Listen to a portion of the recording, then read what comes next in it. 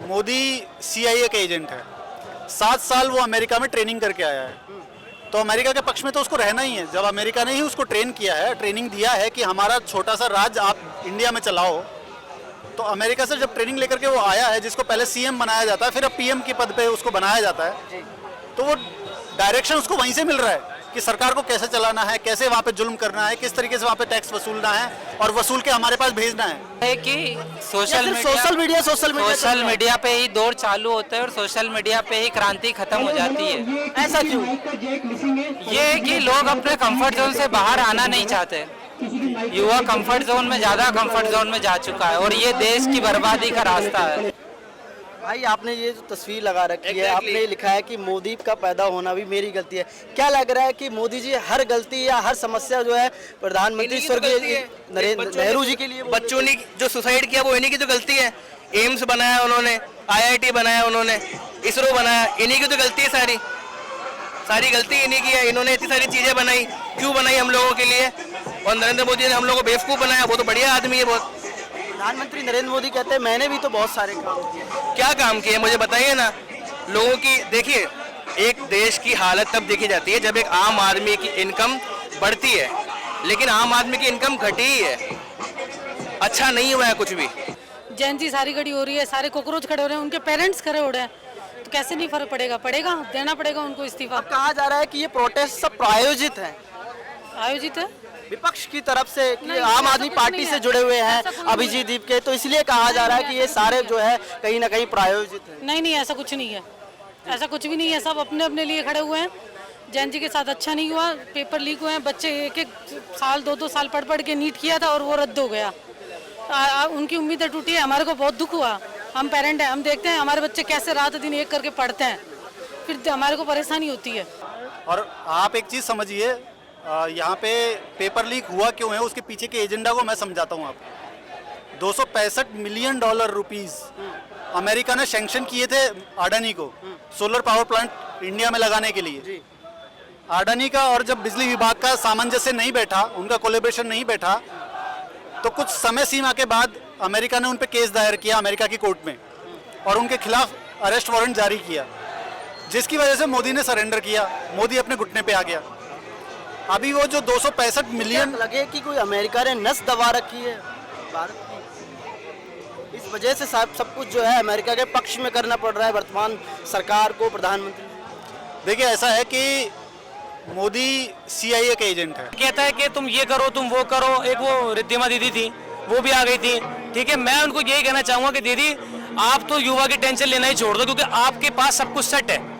हम युवा हैं, हम बेरोजगार हैं, हम परेशान हैं। हमारे साथ कितना भद्दा मजाक किया सिस्टम ने कि हम इतनी मेहनत करते हैं और एंड में आके हमें क्या मिलता है? हमें ताली और थाली बजाने को मिलता है सिर्फ। वर्तमान में डबल इंजन की सरकार है। यहाँ भी शिक्षा मंत्री मदन दिलावर है। जब नीट का पेपर लीक होता है तो एक बयान देते हैं, कहते कोई बात नहीं, पेपर लीक हो गया, दोबारा दे लेंगे बच्चे। नहीं, मैं इसके लिए कुछ नहीं बोलूँगी। यहाँ के शिक्षा मंत्री से कोई तकलीफ की सरकार से तकलीफ तो मेरे को बहुत ही है, लेकिन मेरे को बोलना कुछ भी नहीं है। ऐसा क्यों? क्या समस्या है? बोलना नहीं है ना। क्या कुछ सरकार के बारे में क्या बोले जब हम सरकार के मुद्दे पे यहाँ है ही नहीं।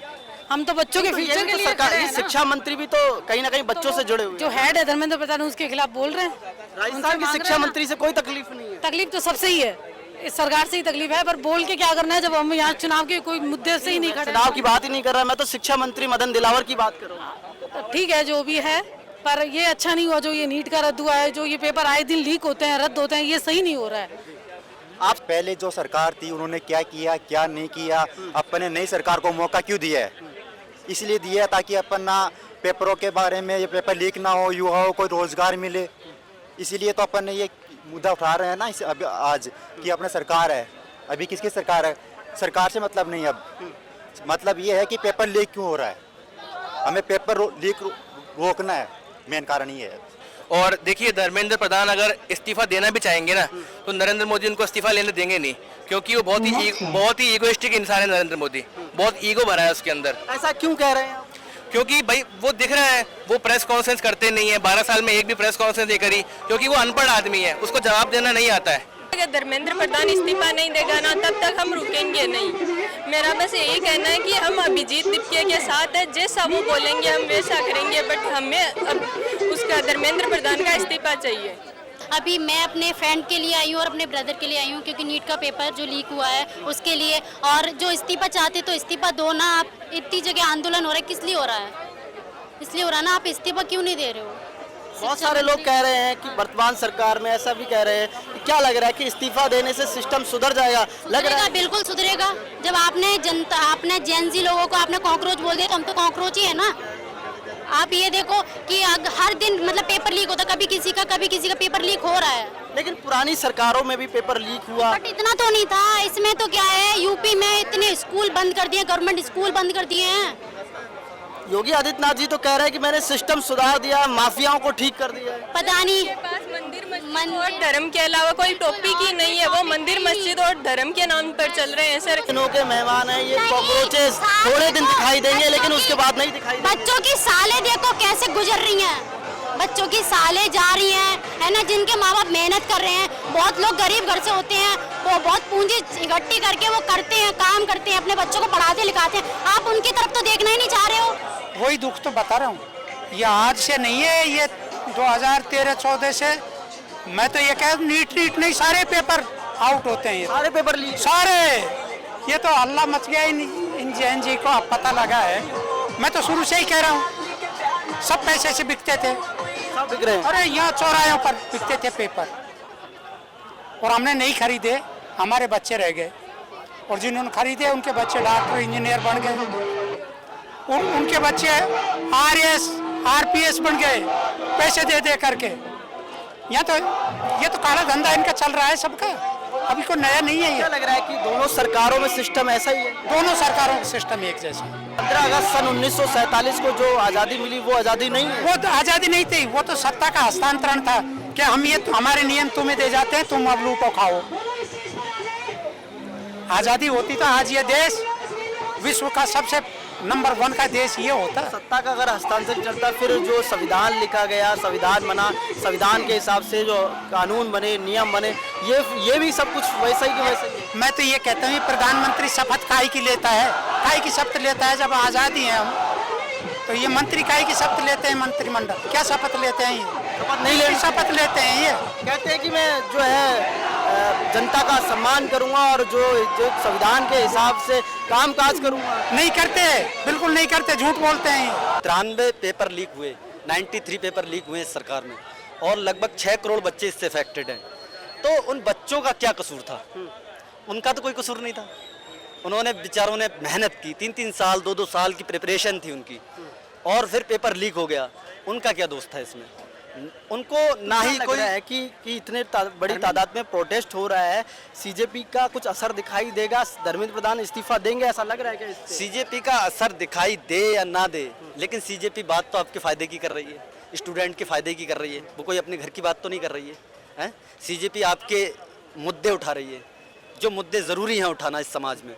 इस समाज में बिल्कुल आवाज़ उठाना ऐसे हो गया है बंद। अभी तक लोग डरते थे, ये बात डरते थे कि हम आवाज़ उठाएंगे तो हमें और भी लोगों की तरह मिसालें हैं इस देश में जो जेलों में आज तक बंद हैं। उनको थप्पड़ मारा गया, मेरे सामने की बात थी, मैं मौजूद था वहाँ पर, हमें भी लगी चोटें, किसी ने हमारी भी कूनियाँ मारी, और एक लड़का और जो पिटा था वो जो गुवाहाटी का था, जिसने टी-शर्ट दी थी जंतर मंतर पर अभिजीत दीपके को, तो उसने भी बोला, उसको भी चोट लगी, उसका चश्मा वगैरह सब फूट गया था। तो मेरा मानना ये असामाजिक तत्व तो आते रहते हैं हर जगह। सीजेपी पार्टी को जो संस्थापक हैं अभिजीत दीपके, जो जब प्रोटेस्ट करने जाते हैं तो उनके कार्यकर्ता या उनके लोग जो है ध्यान नहीं रखते, ख्याल नहीं रखते कि कौन लोग आ रहे हैं, कौन कौन इस प्रोटेस्ट में शामिल हो रहा है, ऐसे लोग आ रहे हैं। उसके साथ साथ में बहुत सारे लोग, आम लोग हैं, उनको दिक्कत होती है। मीडिया कर्मियों के साथ में भी कहीं ना कहीं बदसलूकी की गई। मीडिया कर्मी, आप निष्पक्ष पत्रकार हो अर्नब जी, मैं आपको जानता हूँ, और जो यहाँ पर आपने देखा, आपने एक मुद्दा उठाया कि फंडिंग की बात हो रही है। जहाँ तक मैं यहाँ देखा, आपने क्या फंडिंग है, दरी बिछाई है और एक टेंट जिसपे कि पूरी मतलब उसे ढाका भी नहीं जा सका है, लोगों का पानी का इंतजाम भी नहीं हो पाया। तो इतनी फंडिंग हो रही है कि यहाँ फंडिंग करने वाले जो पा रहे हैं फंडिंग, वो यहाँ पानी का इंतजाम भी नहीं कर पा रहे हैं। और दूसरी बात क्या है, और यहाँ पर जो दरी बिछी है बस, तो थोड़ी बहुत दरी बिछी है, बाकी एक प्रॉपर तरीका भी यहाँ पर नहीं है। तो लेकिन कहीं ना कहीं रफाकत भाई तो एक बड़ा सा स्टेज होता। आपने पार्टियों के स्टेज देखे होंगे, बीजेपी, कांग्रेस, सपा, जितनी भी पार्टियों का नाम ले लूँ, उनके स्टेज देखे होंगे। उनकी फंडिंग होती है, उन्हें फंडिंग लोग करते हैं और उनके प्रॉपर प्रोग्राम बहुत बेहतरीन वेल मैनर तरीके के साथ होते हैं। यहाँ कोई फंडिंग नहीं है, यहाँ एक आवाज़ है और शांतिपूर्ण प्रदर्शन की मांग है। लेकिन शांतिपूर्ण कैसे हुआ? आपने देखा उसमें थप्पड़ चले, कोई और गलती नहीं, लोगों के हालात घुसे मुक्के मारे गए। अभिजीत की कोई गलती नहीं इसमें। जिसमें जो असामाजिक तत्व आए हैं उसको पुलिस प्रशासन ने भी बड़ा साथ दिया है और वो मैं चाहता भी ये हूँ कि वो और भी साथ दे हमारा, कि जो ऐसे तत्व आए उनको पकड़कर सही मुनासिब सजा जो उनकी है वो दी जाए। इतना लग रहा है कि कोई भी अपनी जिम्मेदारी लेने को तैयार नहीं है वर्तमान जो सरकार में है। नहीं, मैं यही बात तो कह रहा हूँ कि जब सुप्रीम कोर्ट का आदेश नहीं मान रहे, चीफ सेक्रेटरी ऑफ राजस्थान का डिपार्टमेंट आदेश नहीं मान रहा, तो फिर जो कहाँ सुनवाई होती है एक गरीब आदमी की, कौन सुनवाई करेगा? मैं तो ये कहता हूँ कि मुख्यमंत्री के पास बहुत से लोग जाते हैं, मंत्रियों के पास बहुत से लोग जाते हैं, सेक्रेटरी के पास बहुत से लोग जाते हैं, उनको जाना बंद कर देना चाहिए क्योंकि वो सारे कागज कूड़े के ढेर में जाते हैं। मैं एक शेर से बात अपनी ख़त्म करूंगा, जो अपने शहर के हैं, वसीम बरेलवी साहब को आप जानते हो, उसूलों पर आँच आए तो टकराना ज़रूरी है, जो जिंदा हो तो फिर जिंदा नज़र आना ज़रूरी है। तो आज जिंदा लोग आपको देख रहे हैं। और एक मजाज साहब ने एक नज़्म लिखी है बड़ा अच्छी, सरसार निगाहे नरगिस हूँ, पाबस्ताए गे सुए संबुल हूँ, ये मेरा चमन है, मेरा चमन है, मैं अपने चमन का बुलबुल हूँ।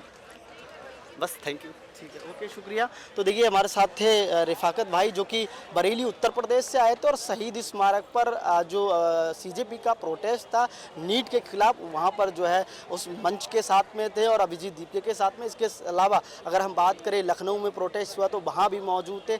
जहाँ जहाँ पर सीजेपी प्रोटेस्ट कर रही है वहाँ मौजूद रहते हैं और सीधे सीधे युवाओं का कहना है कि कहीं ना कहीं धर्मेंद्र प्रधान या वर्तमान जो सरकार है वो अपनी अकाउंटेबिलिटी फिक्स करे और धर्मेंद्र प्रधान का इस्तीफा होना चाहिए।